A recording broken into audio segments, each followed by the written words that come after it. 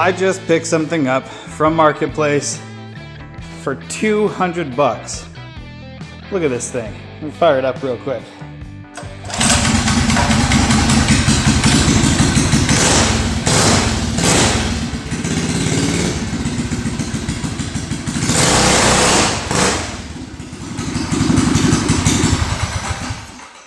Check it out. It's got some custom work done to it. So it's obviously a bicycle that someone's built this frame for. It's got a really nice motor on it with a pretty fancy looking carb too. Yeah. Pretty sweet. I took it for a little test trip when I was at his house. 200 bucks. Like what the heck? Some custom work done back here. Little 212cc engine with a snowmobile type CVT transmission. What do you think, Chevy? It's sick. It's sick. Hop on. I think it's a little big for you. Can you reach the bars? I think you got a little growing to do there, son. Let's see if you can start it. Pull it as hard as you can. No, not like that. You wait until you feel pressure and then you pull it hard. You can't do it. If you could start it, you could ride it.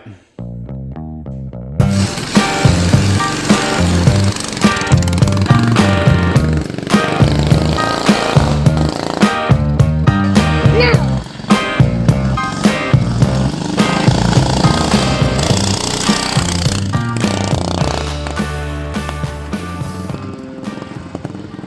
He's way over there. All right, so I bought this sweet bike, and within, I don't know, 5 minutes, sprocket came loose, dove into the wheel, and ripped off every spoke on this side of the wheel. So, I bought another bike. So this one has the exact same rear wheel. The sprocket, the chain's a little wider, the sprocket's a little wider, but I could grind that down so it fits the chain on this bike. Other than that, it should be a direct swap. It's the exact same tire. This bike I bought for 200 bucks. This one was 100 bucks, so I'm probably gonna swap that wheel onto this wheel onto that one. Put this, I don't know, up in the mezzanine part of the display, something, I don't know. But to start, these handlebars are terrible, and these grips are absolutely disgusting too. So I'm gonna go ahead and rip these off. Those can go in the garbage. And I have some Harley Davidson bars that I'm gonna be putting on here. That'll look a little cooler. Well, that sucks. I ripped off those hideous grips, and I hate the shape of this. Well, I'll show you what I was going for. So, not really a fan of this. It's a weird angle. So what I wanted was either this or this, which in my opinion is way cooler, way more comfortable. But these are both Harley Davidson bars. I actually bought both of them for 40 bucks, so, you know, all about the deals. But the bar thickness is, you could tell it's way fatter right here, but even on the ends it jogs down. I thought this was as skinny as this, but this is still too fat. So these are gonna be wall hangers. All right, my buddy Jay came by and he dropped off some handlebars. We traded for one of the Harley bars that I got. And the bars that he gave me, I actually gave to him ages ago. So he did a little trade. They'll look a lot better on the bike. I like the look a lot better. But for now, I'm gonna get that wheel and sprocket over onto that bike and make sure everything on this bike is tight and see if I could take it for a rip again.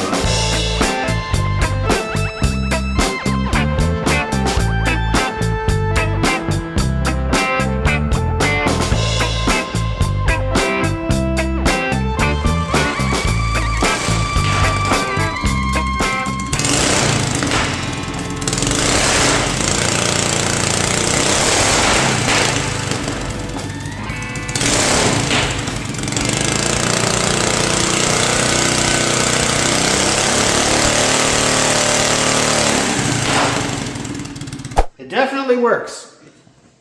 That said, I won't be trusting these tires in any way, shape, or form because they are loaded up with cracks. Look at this.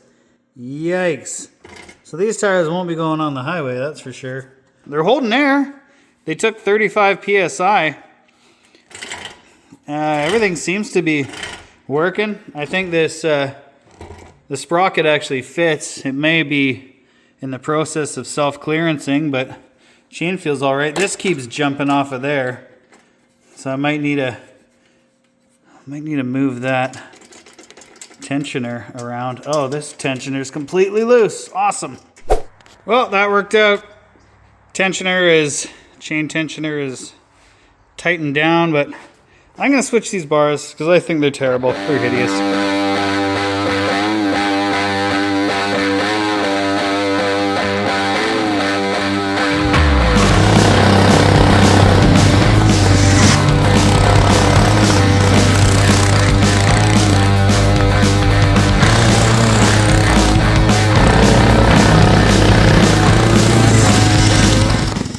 So me and my dad were ripping the mini bike around the property, and the carb fell off. So what's happening here is this piece is just way too loose. And we tried notching it to get over those bolts.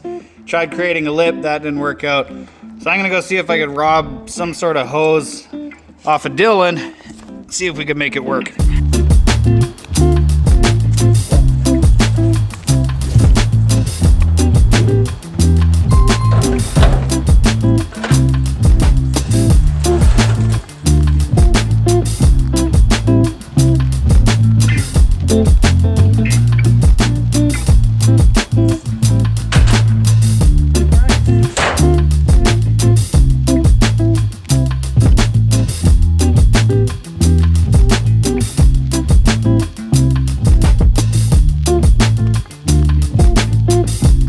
Well, there's our solution there. And that is probably a permanent fix.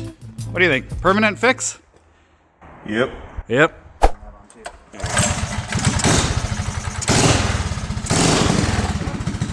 Yeah, she wants to go.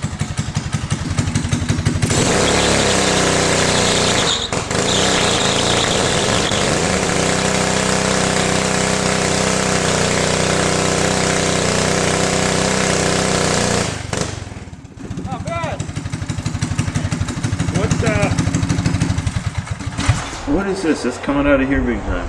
That's the overflow. Yeah, it's overflowing. Well, then it's doing its job.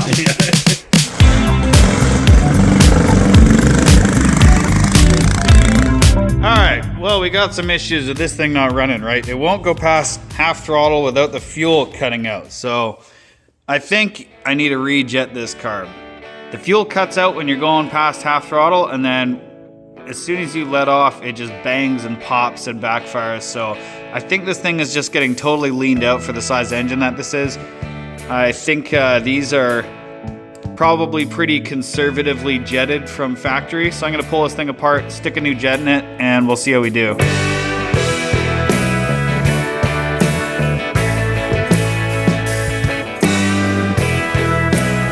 right, so I got this thing apart. I'm gonna change the main jet, which is three-quarter throttle and more, and the pilot jet I'm just gonna leave. So we'll pull the main jet out and see what size it is.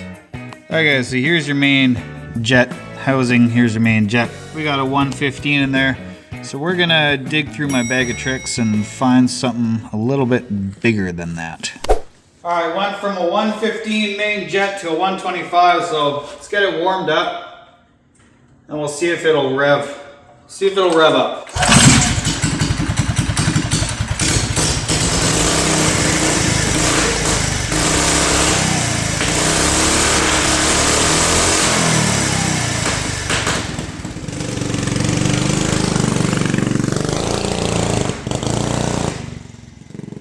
Well, the bike is definitely happy with what I did to it.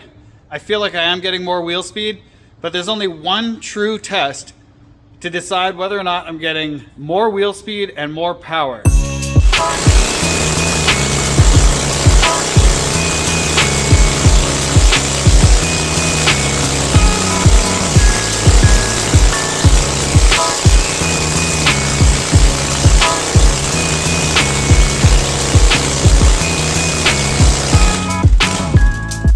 Well, that was full throttle, so I would say it's running right.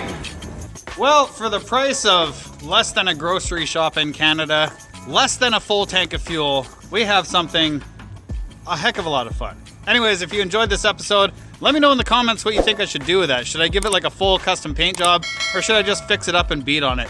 I don't really know. It's just a fun toy to play with right now. If you like what you saw, hit subscribe, hit the like button. I would appreciate that too. Thanks for watching. Bye.